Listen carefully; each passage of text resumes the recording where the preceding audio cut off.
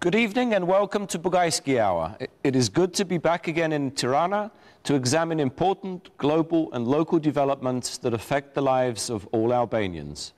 And tonight I will be discussing some key economic questions that will impact on all Albanian citizens.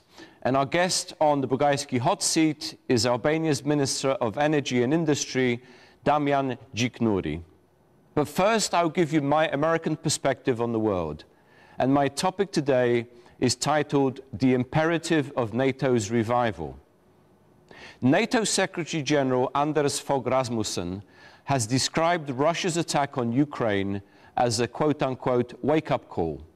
At NATO's September summit in Wales, all members must take tough decisions, including increased defense spending to demonstrate commitment to the security of all NATO allies. NATO remains the vital component of Western defense, and its reinvigorated mission must focus on protecting the independence and territorial integrity of each ally. Above all, it must upgrade the defense capabilities of all countries bordering Russia.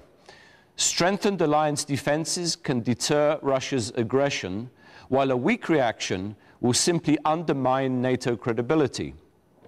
NATO has taken initial steps to strengthen the defense of new members. It added combat aircraft to support the Baltic air policing mission and dispatched a dozen F-16 fighters to Poland, together with 300 US troops. But much more needs to be done, including regular NATO exercises and the positioning of NATO infrastructure from Estonia to Romania. NATO must also repudiate the 1996 NATO-Russia Founding Act, in which it pledged not to permanently base combat forces on the territory of new members in Central and Eastern Europe. This agreement was contingent upon Russian behavior. NATO now has the right to move its bases from Western Europe to Eastern Europe as the threat from Russia has re-emerged.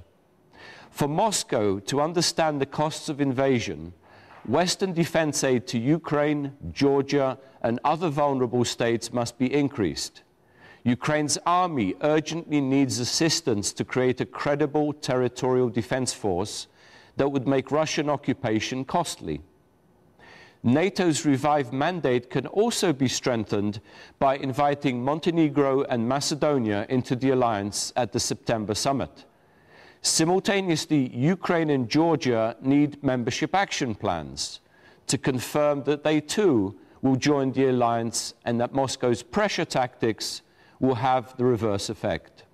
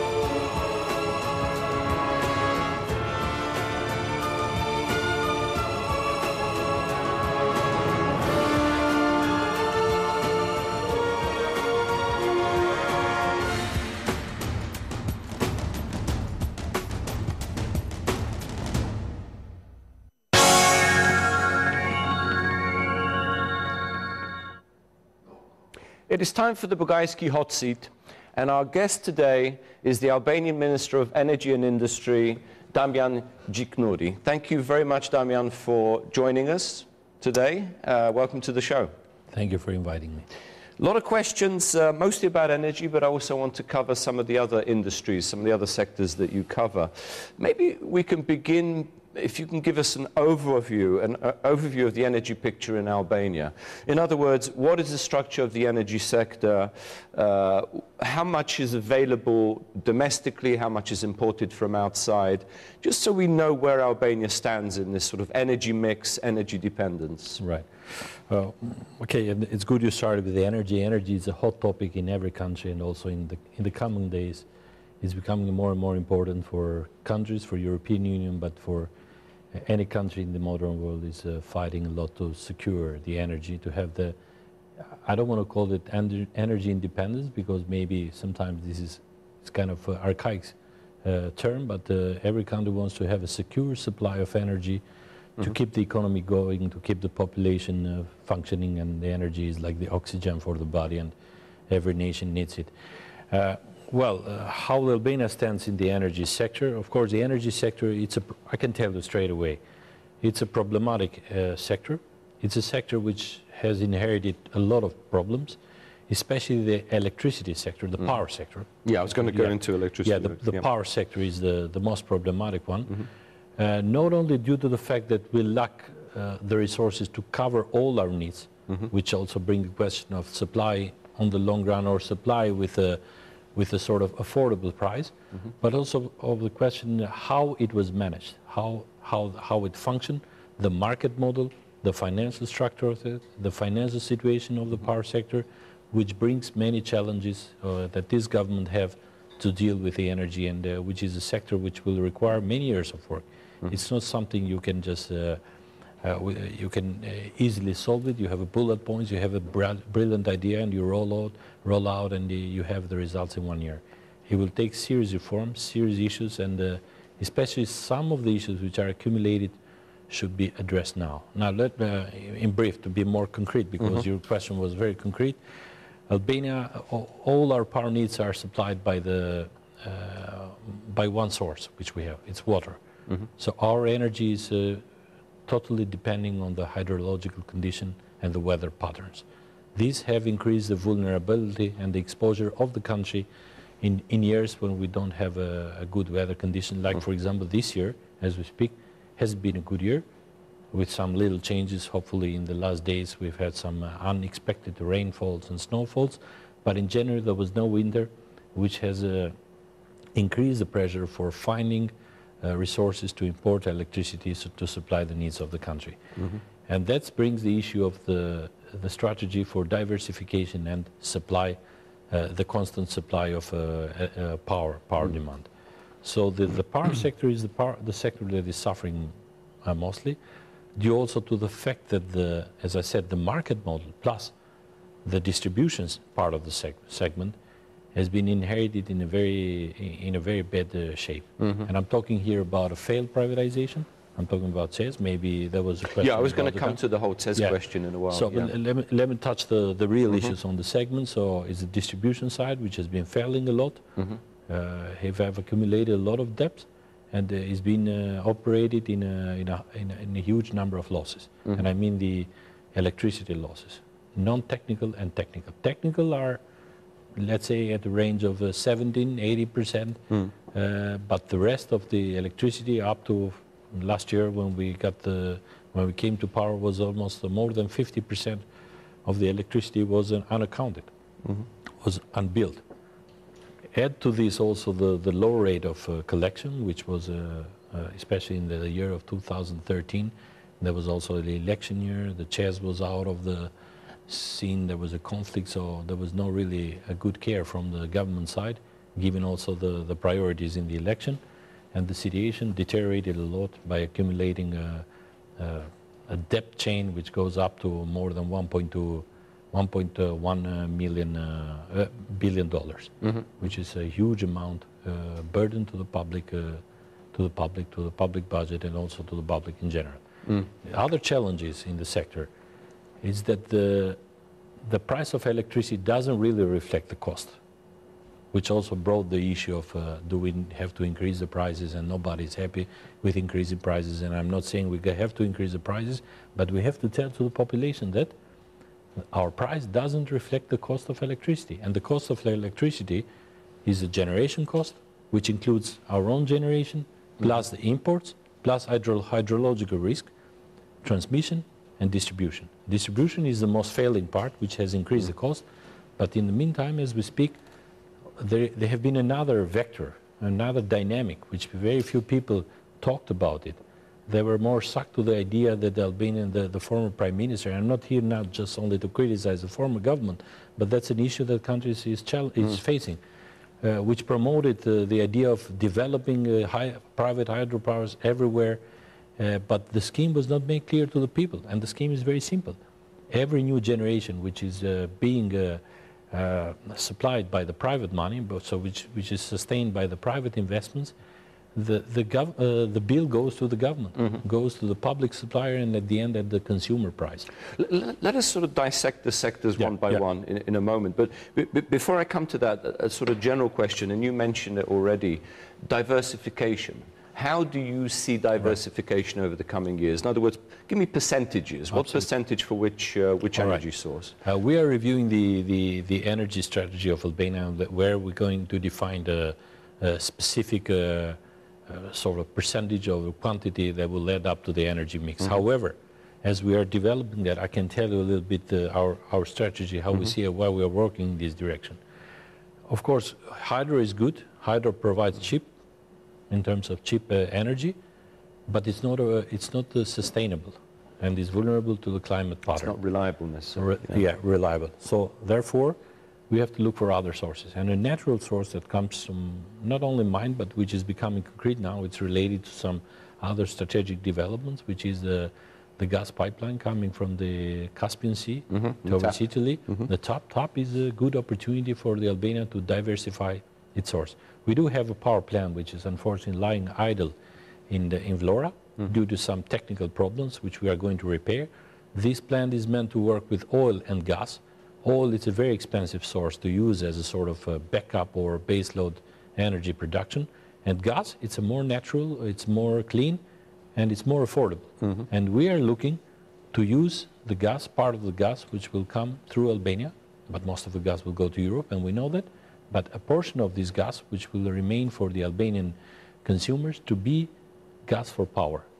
And our strategy is to develop this, first to develop a master plan for a gas, which is master plan development for gas, where we have to locate potential sources of power, I mean the thermal power capacities.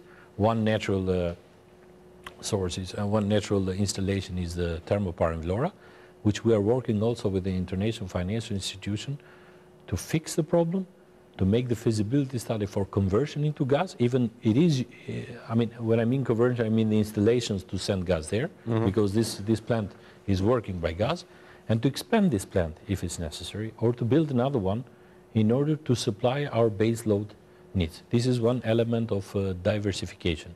In terms of reliability, we are investing in the interconnections of Albania, which means the high voltage lines with the neighboring country. Why is important? Because for a country to have reliability in supply, it's not only to develop its own sources, but also to be interconnected. Why?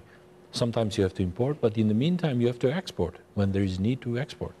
And in order to develop the homegrown industry related to the energy, it's important to have connections with other countries. That's why we are investing with Kosovo, which I think in the long run will become very feasible, due to the fact that Kosovo have some natural advantages in lignite, some carbons. Coal. Maybe they are not very luxurious now. Everybody hates carbon, hates coal, but still coal and lignite are the cheapest. Reliable. Reliable is the cheapest source for producing electricity. So we want to combine those elements. Well, as you know, Europe is now, or the European Union is now very much focused on energy diversification, particularly in the wake of the Russian-Ukrainian conflict. In other words, the fear of cut-off of supplies from Russia itself. So they're looking at alternatives, and I think this is going to be increasing in European Union, particularly amongst those countries that are most vulnerable to cut-offs, particularly cut-offs in natural gas. Albania, luckily enough, you're not dependent on supplies from Russia or Central Asia or anywhere that could be disrupted. But presumably, as you enter the European Union, hopefully over the next few years, you too will be part of that energy diversification program. What does Albania have to offer in terms of, I would say, the European Union energy picture? Albania has to offer in many ways. First of all, its geographical position. The fact that the gas pipeline will go through Albania, it brings Albania to a different stage. I'm not saying that. I don't want to just magnify that to be the most strategic country. Sometimes politicians try to magnify the positions. However, given the fact that this pipeline, which is becoming more and more important after the events in Ukraine, the position of Albania takes a certain importance. Second, we are working, and I think also European Union is understanding more now, and they're talking a lot about the diversification of supply other than Russia. And we are trying to connect Albania to transform Albania also in a hub, to connect this source with other parts of Europe, which is we are working very closely with Montenegro and Croatia to promote the Ionian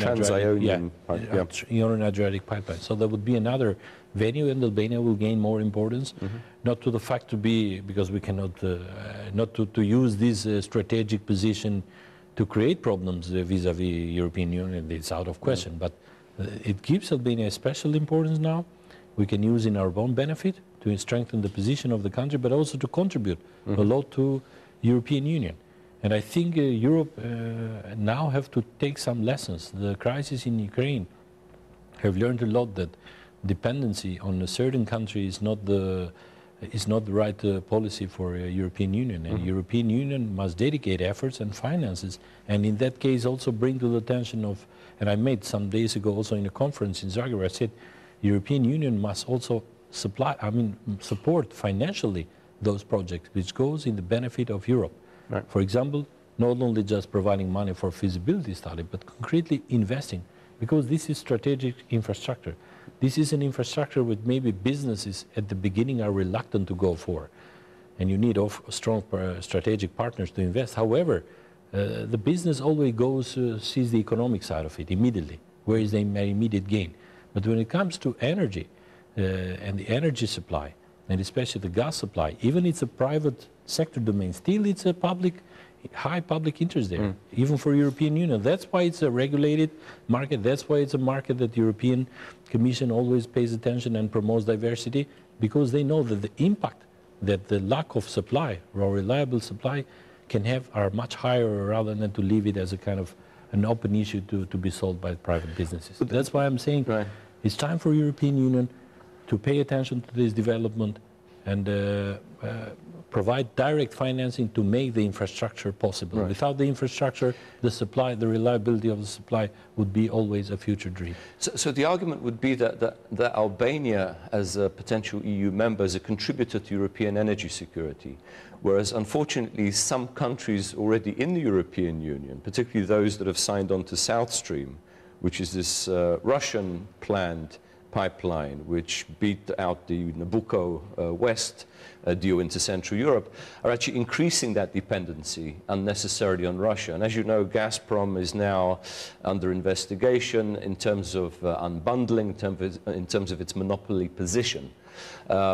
So presumably this is the argument you can make to the European Union. Albania is for diversification, different sources, different routes, unbundling, playing by European rules, basically. Plus, I think one more element that Albania have to add to the security of supply to the European Union, the fact that Albania have a lot of natural resources when it comes to abundance of water, and with some very big projects which can be contributor to the surplus of electricity produced in Albania can be available to European Union countries to make a good mix and affordable and clean energy.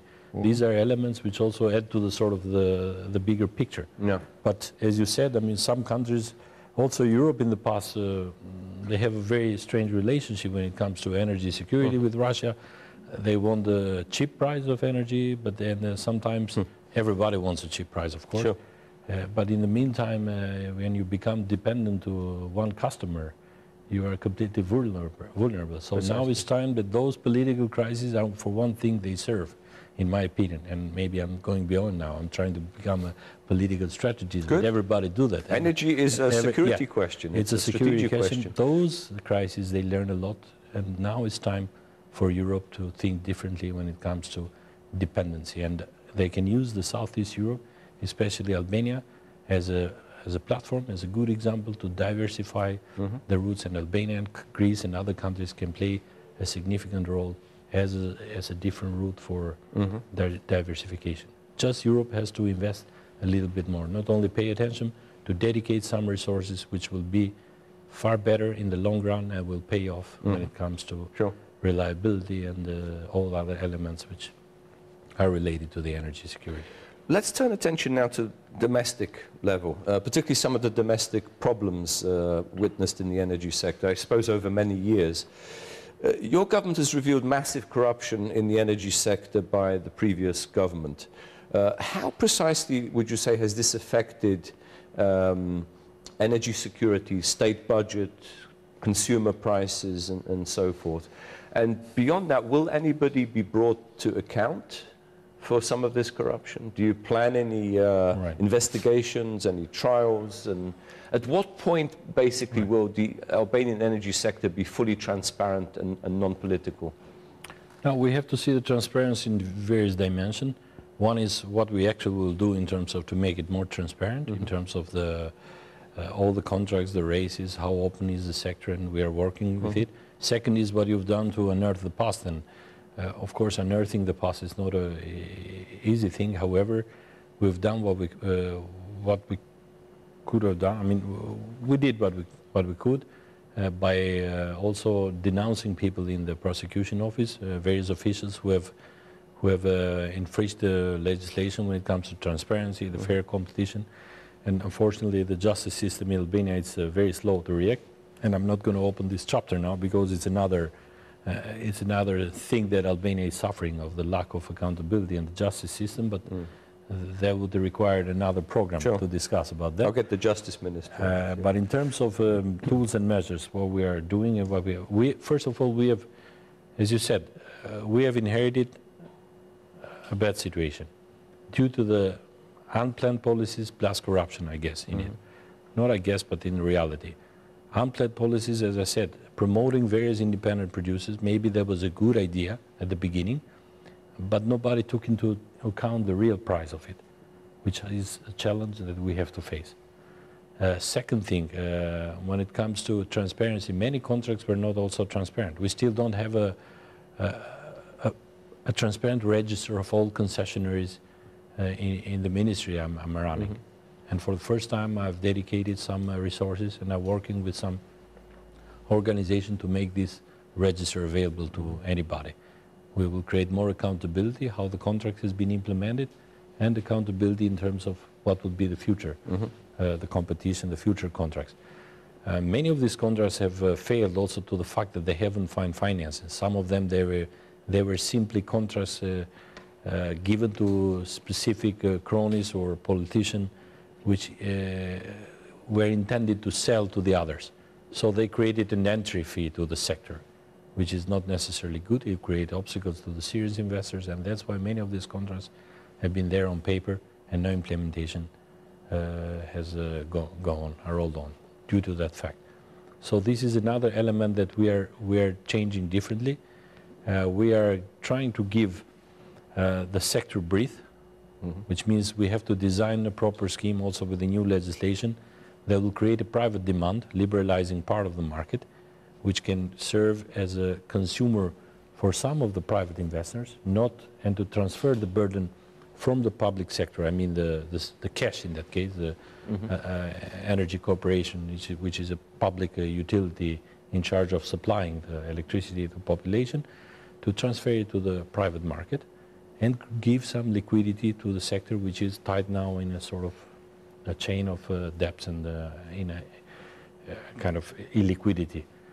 Plus, when it comes to prices, you mentioned, if you will reflect the real prices of electricity as they are now, the prices would have gone much higher for the consumers. And this was unaccounted policies of the past. However, we don't want to put the burden to the consumers for the moment. We have to keep the burden as a government, and we are focusing our reforms in the abuse of electricity by fighting illegal use of electricity, by improving investing in the sector, and we are working very hard with the partners, especially with the World Bank, which is ready to invest immediately by starting this year, $150 million in the sector. And I think it's a good success. If this agreement will be concluded with the World Bank, there would be a big success for this government, because we will have finances in the distribution sector which has been under-invested during all these years and have brought up the prices of the bad management and the prices of distribution side. Which means that in the long run we are intending that the prices for the population to be stable, and also create, as I said, for the industries to take out of the regulated sector. They can use the other energy sources in Albania, the independent producers, to supply directly to them and keep them prices affordable, keep supply normal, and create also for the private investors in the electricity sector a motive, an incentive to invest, because they will have a market. Well, very concretely, for an Albanian consumer, Albanian citizen, what they're very worried about, and I hear this on the streets, is their bills are going to go up, their electricity bills, their utility bills. Is there a date, is there a plan specifically now already in place that will be implemented? You know, people worry that those that are paying are going to suffer the most, and those that haven't paid, basically the money won't be collected. Yeah, that's why I said that we're not going to change the electricity price. This year the price is decided. So it's not going to change this year? No, and for the, I'm talking about population, there is a problem with the issue has come more not like the outright electricity increase, and the price increase. It has to do more with the blocks, because we have two blocks of prices. One is a general subsidy for everybody, which in my opinion is wrong and many experts' opinion is wrong, but still keeps the electricity prices cheap. And the existence of two blocks, it creates opportunity for abuse by meter readers, by persons in charge of the utility. Because in order to have an exact metering, because you have an allowance of 300 kilowatt, 300 watt for electricity, that you have a very cheap price. But it has to be an exact reading, the beginning and the end of month, in order to measure that. And they don't do it normally. And there is a lot of abuse with that. And we are trying to find a different scheme that doesn't affect the families, but eliminates the abuse with the meter readers, with the people who go there and read, and which have contributed to the informality in the sector. Plus, we are fighting to stop the abuse by many businesses or many operators who are using electricity in a completely illegal way. And don't pay the bills. Yeah, they don't. Not only they are not even billed. Yeah, the question is not even billed. I mean, you have people who don't pay the bill, but I can live for a moment with that. And I can use other measures. Those that aren't even charged. Yeah, the people which are not even charged, and they are consuming electricity. This is the biggest problem. That's why our direction of policies has been focused mostly on this category, fighting the abuse before going and discussing about the price reflection or different sort of pricing. But would there be a flat price at some point? Normally, like any country has been developing, and this is the policy of European Union, that normally they don't like the subsidies which are given to the tariff. They like that you define, or what is the practice in many countries, you define the category who is going to be subsidized, or they need assistance, which are people, vulnerable pensioners, people who are in difficult economic situation, and you find a way to supply, or you find a way to reimburse them financially, find a way and help them financially, but not to disintegrate the system, which means that the electricity price should be one for everybody. However, you need to find a scheme that really doesn't affect the general population. We are working with that. We don't want to be, let's say, too hurry in our reforms, because we know that the situation is not good. People will not be happy with any increase of electricity, and people rightly say that you have to fight the abuse first and mismanagement in the sector before asking the population to increase the price. That's why it's a big challenge, to be honest, and I think for sometimes it's going to be the state budget who will sustain this burden until we have a better market model, better structuring of the system, and in the long run we have to do like any other country have done in the reform of energy. Isn't part of the problem the lack of investment in infrastructure, distribution network. And this brings us to this ČEZ distribution network problem. Could you sort of explain what the problem is to the ordinary viewer and also to American viewers who may not quite understand it? Apparently only 50% of the energy in the network is actually paid for. I hear different figures, but you know, it's a rough calculation. And what do you intend to do about it? Do you intend to nationalize, reprivatize? You know, what are the plans? We are in a process of trying to find a settlement with ČEZ. I mean, we inherited a conflict which was not created by us, but we have to live with it now. Albania is in arbitrage now with a Czech company.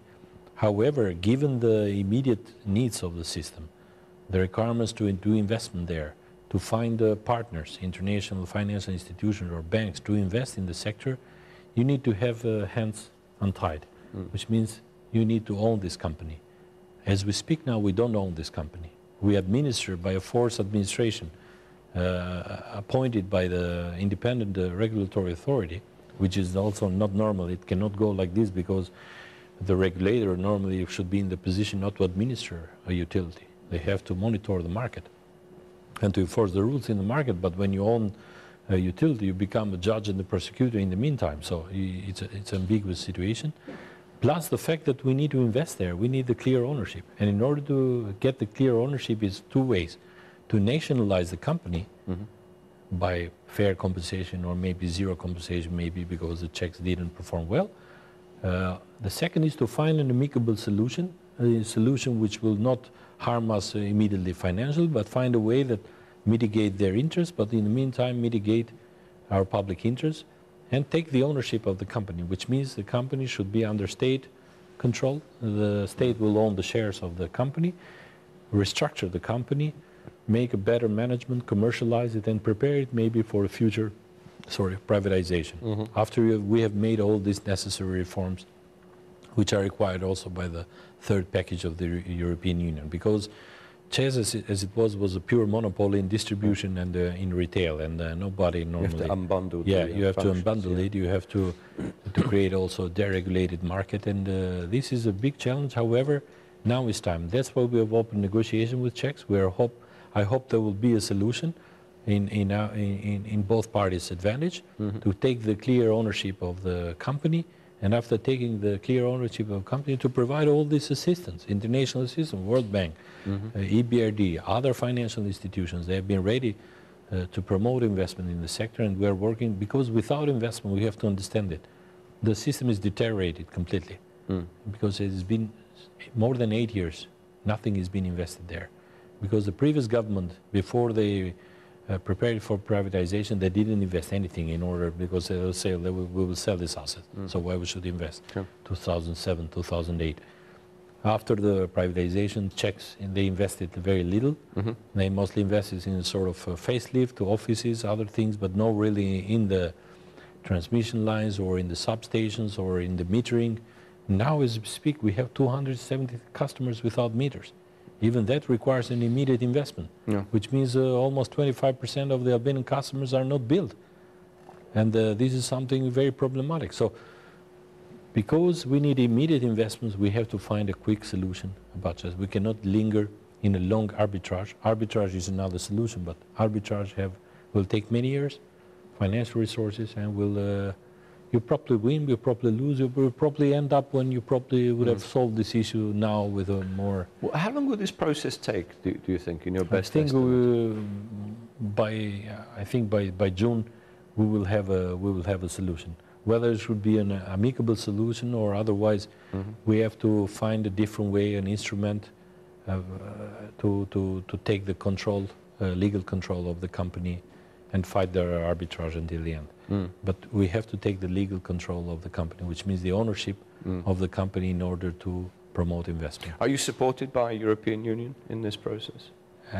Not really. The European Union has considered this process a matter of it's a private matter. But the financial institutions, including some of the meetings I have with the European Union institutions who are interested in the sector, they all encourage the Albanian government to find a quick solution about the distribution sector, because there is money to invest, and they understand very well, without investing in this sector, the sector will linger for a long time and they will remain illiquid. Yeah, exactly. We will break now for a few adverts.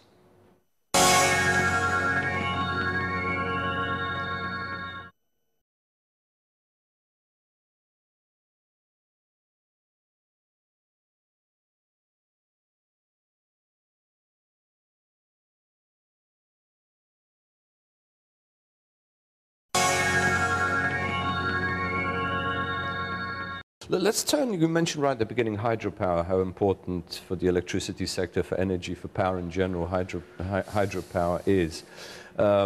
I gather your government has cancelled some of the business projects. I think you began to talk a little bit about this, and the prospects seem unclear in this sector. What is the government's development plan? Given that hydropower is subject to periodic droughts, it's unpredictable, unreliable, as we mentioned, but how do you plan to try and make it as effective as possible, as reliable as possible? Let's put it that way.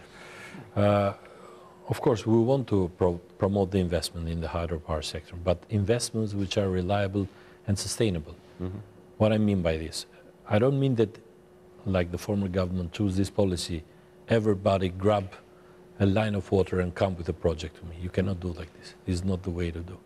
This is uncontrolled development, which, especially when it's financed by the public purse, because it is financed, we have to understand it. Every private hydropower, up to a certain scale, that was the policy of the previous government, it's financed by the public purse. Mm-hmm. It's financed by the taxpayers. Mm-hmm. But they didn't even increase the price. So this burden was transferred to the government at the end. Mm-hmm. And you cannot go in an uncontrollable way, because you finance something, of course, it's good to subsidize something, but you know where you're going. I mean, you create a value chain. I'm doing that, but I'm going to get certain results in the long run. Mm-hmm. So this is, in my opinion, was completely a wrong policy, which have created also many problems.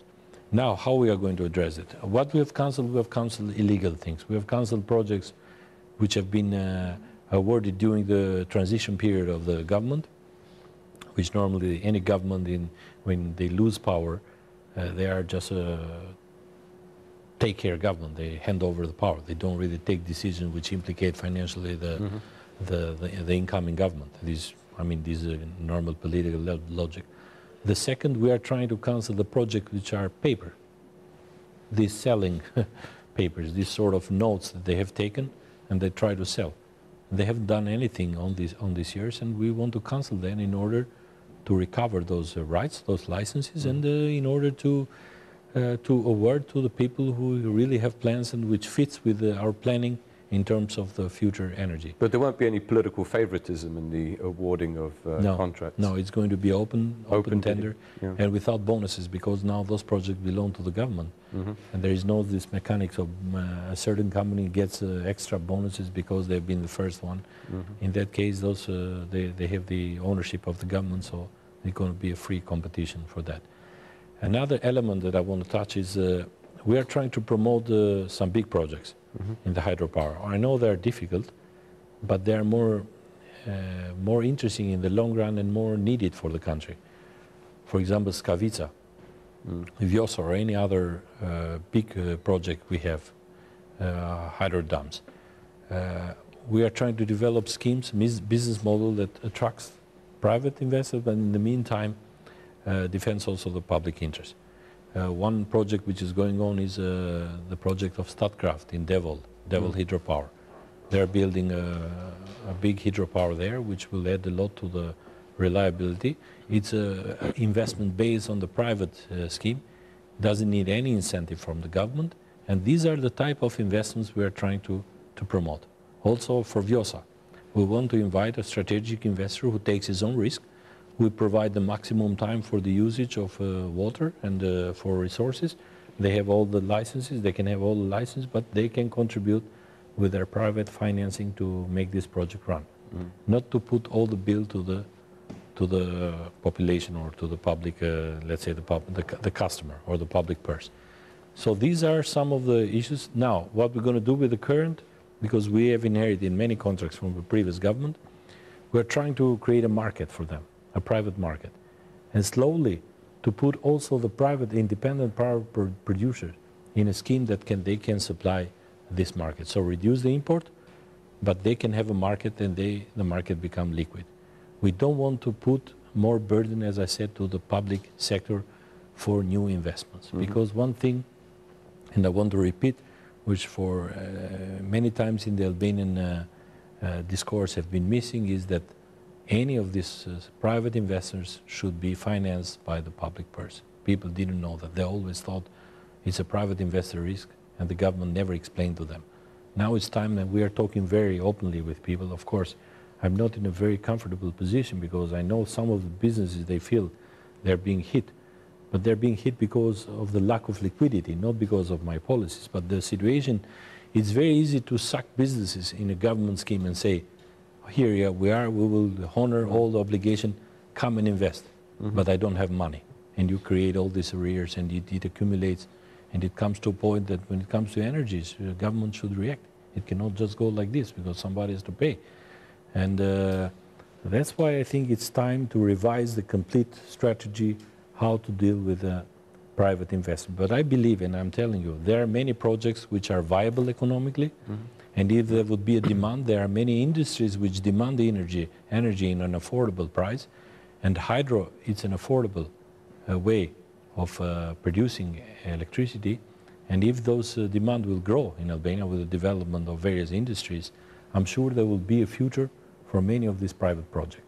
And we will keep also some incentives as a transitory period. We will keep incentives to keep some of the investment running, but not all the risks should be borne by the government. Otherwise, what's the sense of bearing this? But are you planning to attract foreign companies in the hydro industry as well as local? Yeah. There are many foreign companies interested. I've received many groups who are interested in the big projects of Albania, and I think they have a future because Albania, as I said, have water resources, so there is a constant supply of water, so there is a guaranteed production at the end. Let us turn now to the oil industry, going sector by sector. I gather that substantial high-grade oil reserves have been found in parts of Albania by some major international companies such as Shell. Will these companies now be investing, would you say, in the oil industry? Is that the plan? Are you trying to encourage them to come in? Yes, and these discoveries have brought Albania in a different picture when it comes to oil and gas. I feel that any time I'm in conventions or conferences, there is a high interest and everybody talks about the new discovery. I mean, to be realistic, the discovery has not been proven yet to be commercially available. We have to make clear because people develop the various expectations. They are still in the exploration phase. One well proved to be good quality and good pressure. They're drilling 2 more wells in order to see how wide is the basin, the reservoir, what are the quantities in order to make the economic calculus. Because, to be honest, those wells are very expensive. It's very deep oil. We're talking about more than 5,000 meters, which requires a lot of investment. This is in the Fir area? Yeah, it's in the Berat area. It's called Molist. So it's an area which is actually it's a natural extension of the Fir region area, which is already oil. So it's a kind of the same geology. The same basin? Yeah, the same basin. So that have attracted more interest from the private investors in the oil and gas field. We have other blocks to be for free, which are blocks to be launched for the first time after 20 years in an auction.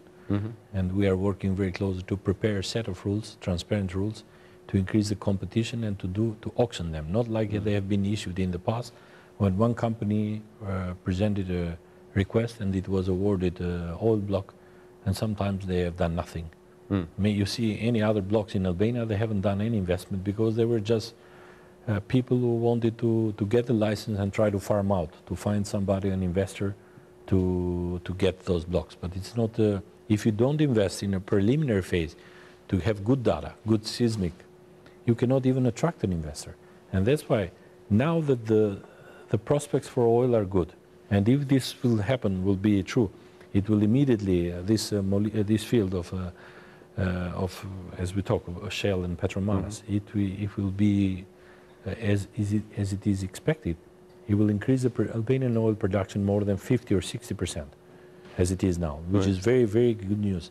And we have another block which we are going to auction in the future, and we are trying to make the best out of it.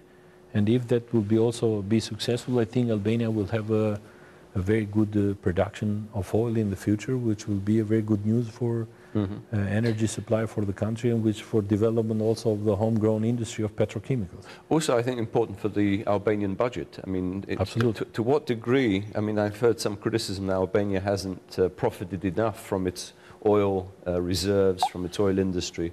I presume you're planning to make this more of a profitable industry, a revenue earner for the government. Absolutely. This is one of the weakest points of the hydrocarbon industry. In the past, maybe also due to the fact there have been low interest on Albania, some of the contracts that were not negotiated well. The prices of oil have increased since, for example, 2004, 2005, when there was a renewed interest for the Albanian oil. We have to be careful now also with the future deals, and that's why auctioning and awarding them in a more transparent way creates more opportunity to negotiate the terms. In the meantime, we have opened a dialogue with the oil industry to revise some of the terms, and we are negotiating with them, we are discussing with them without hampering their rights or contracts. And I don't mean that we have to do immediate changes in the legislation to hamper their rights or to affect their rights. However, we have to create a system that will bring more yield, more income to the government. So the government take, in my opinion, should be much higher. Well, I cannot say much or more, but it should be higher. What would be the certain balance? We are working with it. It's not an easy strike. And some things we have to take into account, and I want to be very fair now with everybody and with the public. Even people talk a lot about oil, but you have to see what is the cost of oil in Albania, the quality of oil. We know Saudi Arabia, we know Kuwait now. The Albanian oil, it's in terms of quality, it's heavy oil. It doesn't have the same quality like in any other country, which is a lighter oil, better quality oil.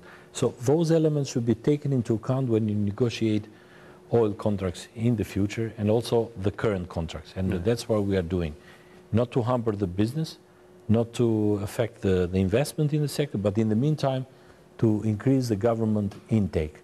You have, by the way, revoked the license of one of the oil companies here, I gather. What is the reason for this? No, we haven't revoked. We're in the process of verifying some or discussing some of the implementation of these contracts. Some of the contracts have been expired, like there are 2 blocks which Petromanas have taken to develop, but because they're focused on the other block, the one that they strike the oil, they have left a little bit behind those blocks, and I think it's time for the government to take them back if there will be no more financial commitment for future investment. Same is happening with some other 2 blocks which are awarded in time, but nothing has been gone so far. And that's what I'm saying. We are monitoring now all oil contracts, hydrocarbon contracts. We are conducting auditing, how they are respected, do the terms are fulfilled. That was an era which were neglected in the past. And we don't want, as I said, this is a very, very careful approach, because for us, industry it's important. We don't want to create unexpected expectation, something abruptly happening. And we are discussing with the industry, auditing them, but in the meantime, monitoring them properly, that if they don't conduct their investment, if they don't really have an intention to develop the oil fields, why they should keep it. But it's very important to instill trust in foreign investors, that they know that the contracts once made are respected. Absolutely, and that's what we did also when we changed some legislation with the VAT in December. We discussed with them, we took some of the concerns into account when it comes to the exploration phase, so we're still excluded from the VAT. We imposed the VAT for the other for the other contracts which were more in a development phase and in more a production phase. However, we are mitigating also their risk. We have made the changes in the legislation that they will be reimbursed within 30 days when it comes to VAT, and we will try to mitigate any changes in the legislation which can affect their contracts, should be mitigated financially. But in the meantime, now it's time also to open a wider discussion. Does the country is getting the right share? and when it comes to royalties, maybe there is room for improvement, which has to be discussed with the industry, not to be done unilaterally. But why there is room for improvement? Because the price of oil has increased a lot. And because the price of oil increased and your future, your past plans about the future were based on prices of oil which were much cheaper. Now there is a windfall now, a kind of windfall income that you've gotten because of the increase of oil prices, and you have to share that with the country. Those tensions are normal in every country who has oil, natural resources, and that's why it should be a very careful approach. And I'm saying maybe I'm not very popular when I say that. Some people, there is always a pressure from the bigger public that they want the right share, and defining the right share is not very easy. However, that's why you have to communicate with the industry, take into account their risk, but in the meantime, take into account the windfall incomes they had because of the oil prices increase and what has been neglected in the past. Well, let's turn, when we say prices and income and so forth, let's turn to natural gas, particularly the TAP pipeline. Could you give us an idea of the schedule, the timetable? When is the pipeline going to be built? How it will benefit Albanians in terms of employment, and how it will benefit the Albanian budget? Because I gather a lot of this gas is going to come through to Italy. It's already accounted for. So what is the purpose of TAP strategically, but also in terms of direct benefit for Albania? Well, first of all, as I said, the fact that the pipeline goes through Albania, it has a positive spillover in any elements. I mean, investment, more jobs being created during the construction phase, income in the future, high-quality jobs, because people who will work with it in the future will be well-paid engineers or people with expertise, which are very, I mean, high-quality jobs, I can call. Plus, there would be available gas for the Albanian industry. We do also have our gas of our own, also the shale discovery, besides oil, there was gas, which we have to think of how we can make use of it more to the, also to the Albanian territory. So the benefit, direct benefit is very clear. I mean, it would be investment, local companies, local content. We're fighting very hard also with the top consortiums that to give more contracts or more jobs to the local companies. Rather than outside. Yes, the access roads or construction phase, or supply the local supplier to get the benefit of it. I'm sure that they will get the benefit of it. Of course, there would be specialized companies coming from outside, but there are many other companies in the Albanian territory, and it's fair for the Albanian government to ask for that, because we have created all the conditions, we are doing everything in order for the project to go ahead in time, but public have some expectation in terms of jobs, in terms of contracts being awarded to local companies, and I think we are in negotiation with TAP to make that available and to make that possible. And what is the schedule? What is the time? The schedule is that they will start next year, and the project sometimes is being affected not because of Albania, but for the other issues, not related with Albania, but rather more with the consortium. The financing is it's a complicated, expensive project. It's a project that runs miles and miles away, and always big projects, in my opinion, and this is also the practice, the history, takes a little bit more time than they are foreseen. So in my opinion, the plan was 2018, but maybe the project will take a little bit more. But by then gas will be pumped through. The gas will be. So it's a long-term project, and but it's very important for the country to do the maximum now for my country. To prepare for that, which means development of the gas master plan, as I said, development, the strategy, how much we're going to use for power, and also designing what will be the industries that will be the intaker of this gas for the benefit of themselves and for development. I was going to say this whole gasification process will take a change of culture in energy use. I mean, do you intend to gasify most homes in Albania? That's why we need the study. I don't have a fresh answers for that. Now, there are some experience to be drawn. Maybe there would be difficult that any Albanian household will be connected to the gas. There will be a very expensive project, plus the use of gas, because countries have different sort of pattern of using the mix of energy. And if I see the southern countries, the southern rim, the gas is mostly used for industrial purposes rather than consumers, because we are countries with a mild and warm climate. And countries with mild and warm climate, they are not very... You don't need so much heating. Yeah. And, yeah. Plus, how you should see the cost of it. I mean, the cost of gasification, how economically viable it is, and that's why we need the master plan. But as a minister, I've been focusing, this is important for the future. Maybe the market forces will do that if they will see the economics behind it. But what I see now important is for the industry and for the power production. The use of gas for industry and power production. Gas, it would be a necessary ingredient for many industries in Albania. We have heavy industries which require gas, and it will have effect on the cost of energy use, and we can develop many other industries related with extractive industries or petrochemicals, as we have petrol. If we have, it would be more and more oil to be discovered in Albania, and if you have availability of gas, immediately you develop a petrochemical industry. I mean, the necessary conditions are there. Why not? I mean, these are one of the issues we have to focus in the future. And the most important question for Albanian citizens is will this, at the end of the day, the gasification process, the tap and all the associated industries, will it increase or reduce my energy bill each month? In my opinion, any new source and a reliable source will create stability in the energy bills. If you depend on one source, it can be cheaper now, but you don't know how it will be in the future if it's one source and always exposed to other phenomena. If you have a diversification in life, and this is not only it's for people as well. Many options you have future. If you have one option, it can be a great option now, but you never know what the future will bring with it. Let me ask you also about alternative energies. As you know, in Western Europe and the United States, there's a lot of focus on biomass, wind power, solar, and so forth. To what degree is Albania developing, alternative sources? We have a curse on that because we have so many water. So I think our natural instinct is to develop power depending on the water. Due to the water is the cheapest and the most reliable way.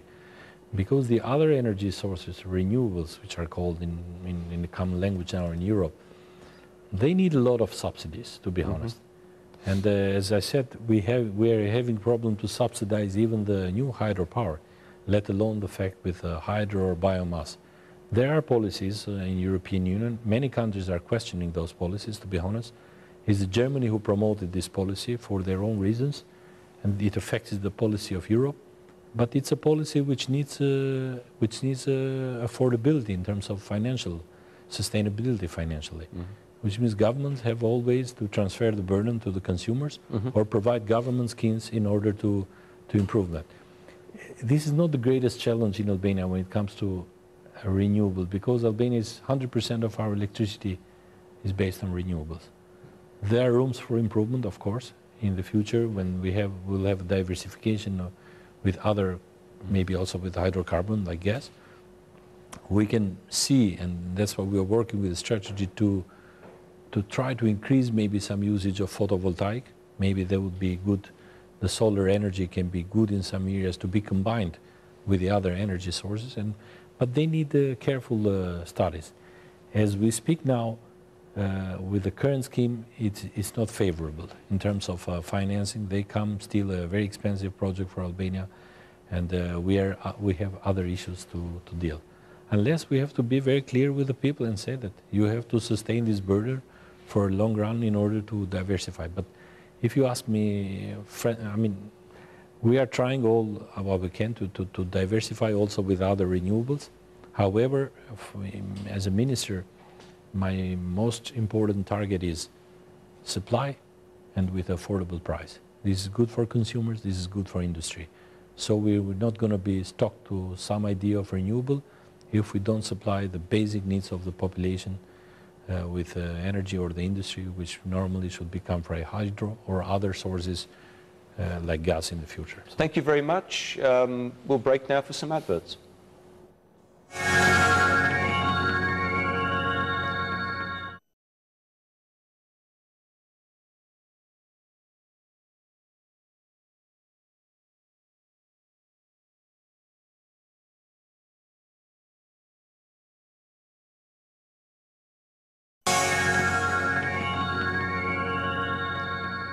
And presumably, if Albania develops into an energy hub, you mentioned the TAP question, the Ionian, Trans-Ionian pipeline, that too will benefit the Albanian consumer. Could you sort of explain, in terms of relations with neighbors, with Kosovo, you've already mentioned, Montenegro, Croatia, with Greece, of course, as well, how Albania could function as a hub, as an energy hub in the region? By, you know, as I said, I mean, the fact that we can connect, a connection would be between EAP and TAP, it creates you, it makes you a natural hub. Plus, Albania have some natural storage advantages, that we have some salt caves in Dumra, it's a region of Albania, that they have some storage capacities. Albania can develop also storage capacities for the future supplies, for supplies of other countries. And I think naturally Albania starts to become a hub, a regional hub of gas. And we are working also with, as I said, it's not an easy job. It's a long-term job. We are working with other donors, with other countries, to develop also a potential gas ring in the region, which will include also many other countries, and to have this ring with reverse flow, which cannot take only the gas from Russia, but also the gas from the Caspian Sea, or even any surplus from European Union, which can come from North Africa or other pipelines. There are many pipelines being discussed now.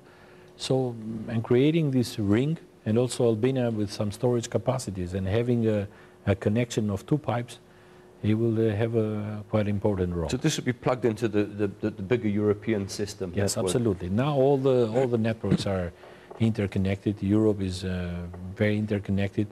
Europe will do more for interconnection, but I think what they have to do more is to diversify the source.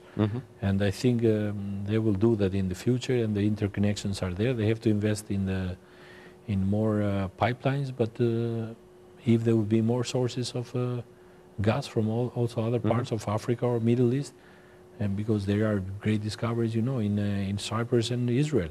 And they're talking a lot to build a pipeline. And now, with the revolutionary invention with shale gas in the United States... I was going to ask you, is there any shale gas prospects here? Or shale oil prospects? Well, I'm not sure. I haven't, I don't think, or at least it's not in my attention, that Albania geologically favors the shale gas. If they would say it would have been great. But so far I don't have any information, so I cannot just give you a clear answer about that.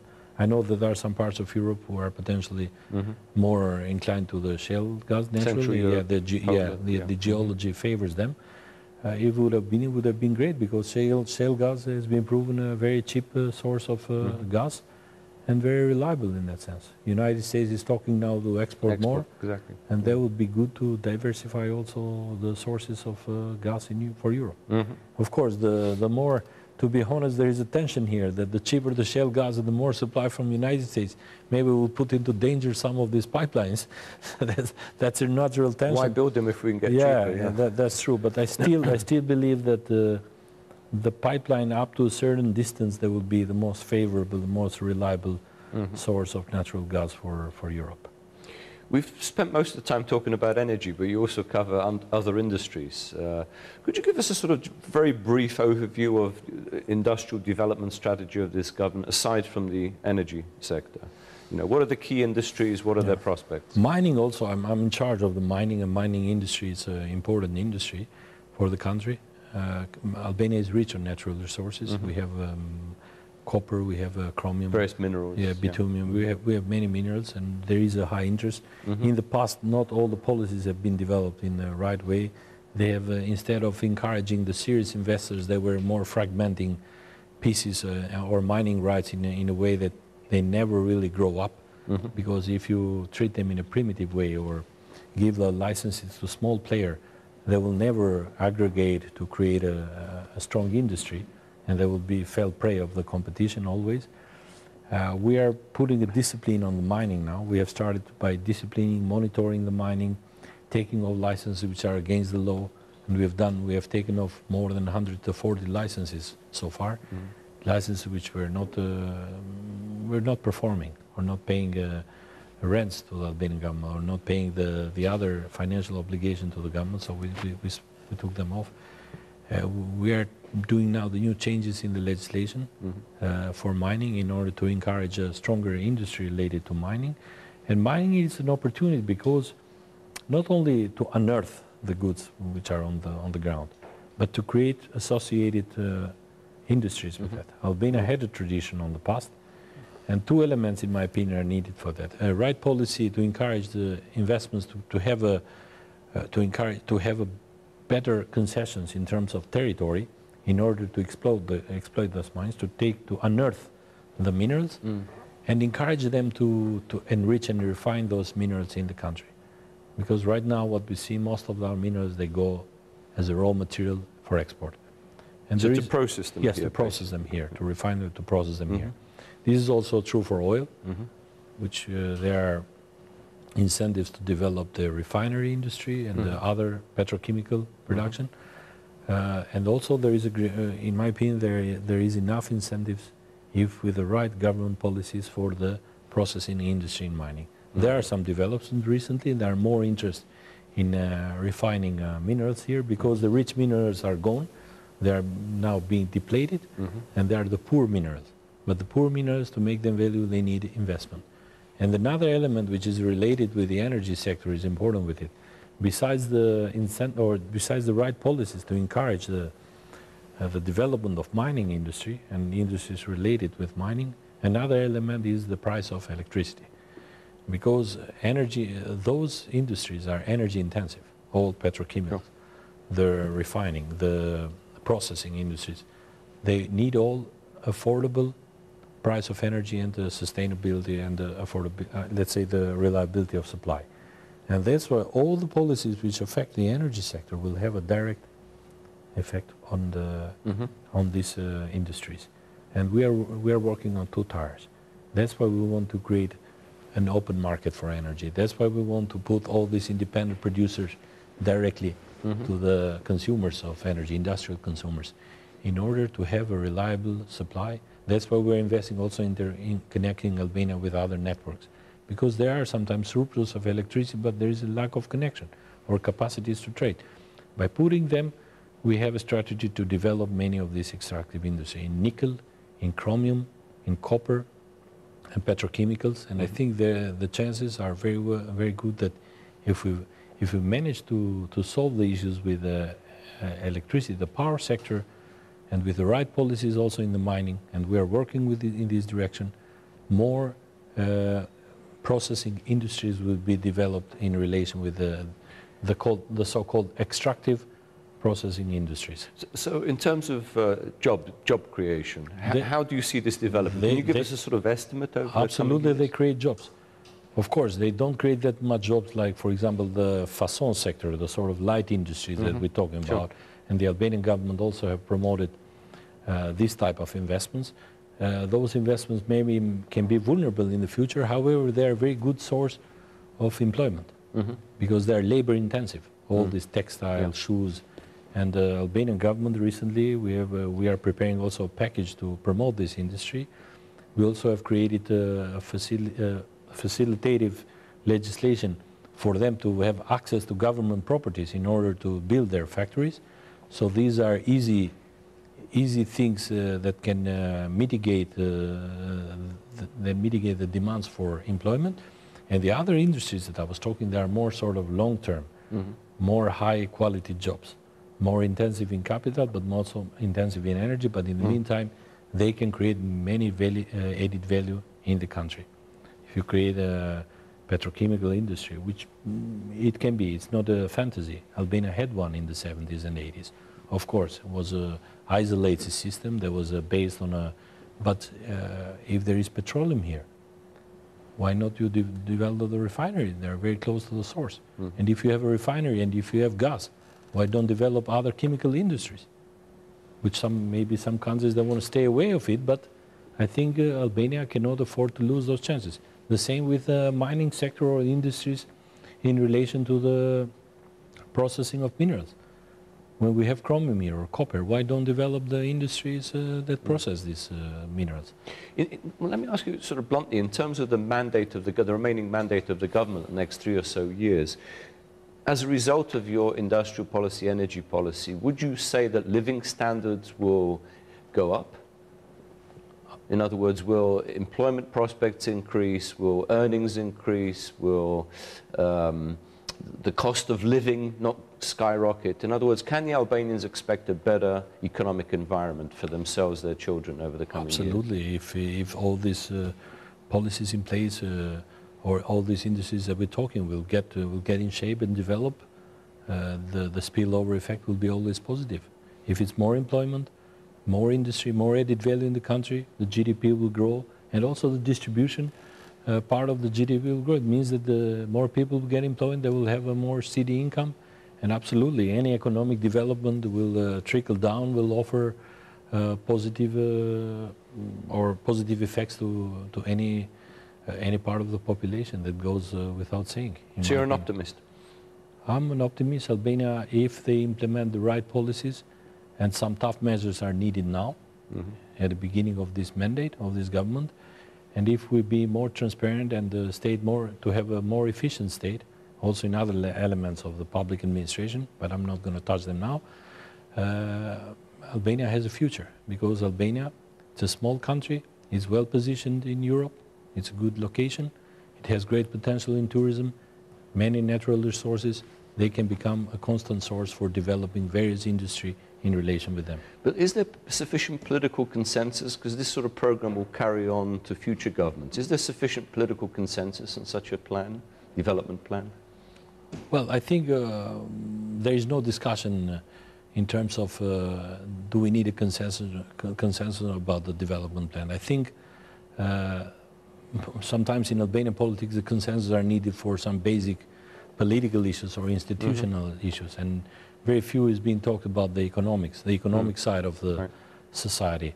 So I think the burden falls with the government to be transparent, to communicate with various actors, and to promote the policies. We need fiscal discipline, we need consolidation of our budget and consolidation of our financing, not to run on these sort of adventures of the past which brought us almost in the knees, and we have inherited, as everybody knows now. Nobody is happy to have an IMF program, but IMF program was the only way to keep the discipline, to consolidate our finances, our fiscal accounts, and there is no other way. Otherwise, the other way was total bankruptcy, which means chaos and uncertain future. Now is the beginning is the difficult years. Tough reforms are needed in the pension sector, tough reforms are needed in the energy sector and in some other sectors, and I think in the years to come, if those reforms are implemented correctly, and if the government, and I think the Albanian government has the will and is working every day with anybody, with any interested, with all the partners, with all the business, to be transparent, to be transparent and cooperative, to address their needs, but in the meantime to promote the right policies for the development of the country. And I think the consensus is there. People have understood that, and I think also the political actors, and I don't see any obstacle politically to promote the right policies of the government, including in the energy sector, including the industrial development, or promoting labor-intensive industries, or promoting tourism. Of course, the political consensus, and I don't want to sideline the political consensus, it's very important for political stability. We need a political consensus to move ahead very important reforms like territorial reform. We need political consensus to move ahead with the European agenda, and everybody should be on the same board. And the government is inviting the opposition to be part of it, because Albania cannot afford to lose other chances. Those are things which are needed. We need political consensus to deal with the justice sector. It's a sector which is vital for the performance of the country. Also, in the economic impacts there are very high, because at the end contracts should be enforced. Any investor would require an enforcement of law. Well, the rule of law is key for any sector. Yeah, absolutely. In my opinion, if there is a magic formula, there is no magic formula for development. However, one is proven for long. Countries which are run by the rule of law have better chances of economic development. And I think this is the duty of Albanian government. This is the requirement for all political forces to come to a consensus and to support the European agenda, the rule of law, the transparency. The good things will come after. I think we'll stop there for now. I hope you don't run out of energy over the next 2 or 3 years. I mean, figuratively speaking, because it's, you have a big portfolio, a very important one, I think key one for Albania's economic development, but also its place in Europe for the future. So Damian Gjiknuri, thank you very much for joining us. Thank you for being so candid, and good luck in your work. Thank you. I will save some of the energy. However, there is always somebody to fill. There will be more people with energy in the future, for sure. That's a continuous process. That's the beauty of the democracy and the political process. And hopefully it will help Albania in terms of its candidacy status for the European Union. Both the reforms in the energy sector, but also the rule of law that should accompany that.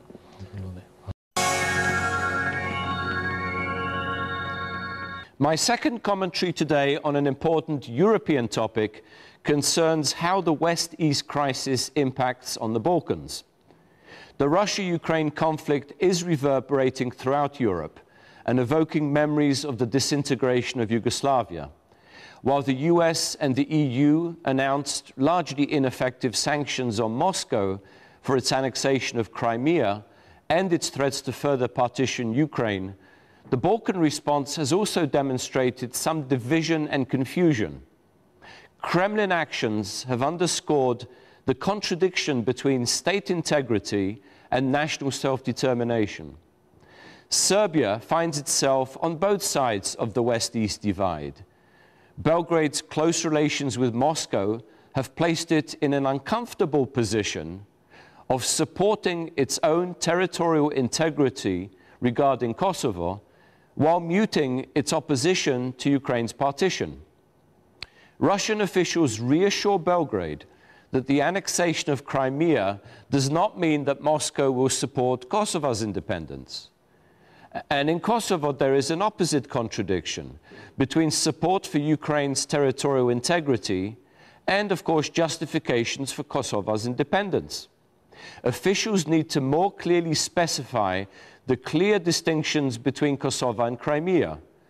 While Kosovo faced attempted genocide that disqualified the legitimacy of Belgrade's rule, no population was under threat in Crimea when Moscow manufactured an ethnic crisis to divide Ukraine. Bosnia-Herzegovina will also become embroiled in the new West-East crisis. Leaders in the Serb Republic may play with the Crimean scenario to push for unification with Serbia, thus placing Belgrade in a very awkward international position, as it is also petitioning for EU entry. There will also be an economic impact among countries that have expanded their energy links with Russia. Gas supplies through Ukraine could be terminated by Moscow, and the shortages will affect consumers and businesses throughout Central and Eastern Europe. In the long term, cuts in Russian supplies will prove beneficial in weaning Europe away from dependence on Russian gas, which always comes attached with political strings. However, states such as Serbia that have signed on to Moscow's South Stream pipeline may suffer substantial losses if the EU pushes for energy diversification or imposes sanctions against Moscow. And here Albania is fortunate that it has avoided any dependence on increasingly unreliable Russian energy and is not politically entangled with Moscow. Unfortunately, we have already come to the end of the show. I have greatly enjoyed being with you, as always, and with my colleagues here at Albanian Screen. Good night, everyone. Stay healthy, be productive, and remain optimistic. See you all soon. Miru pafshim.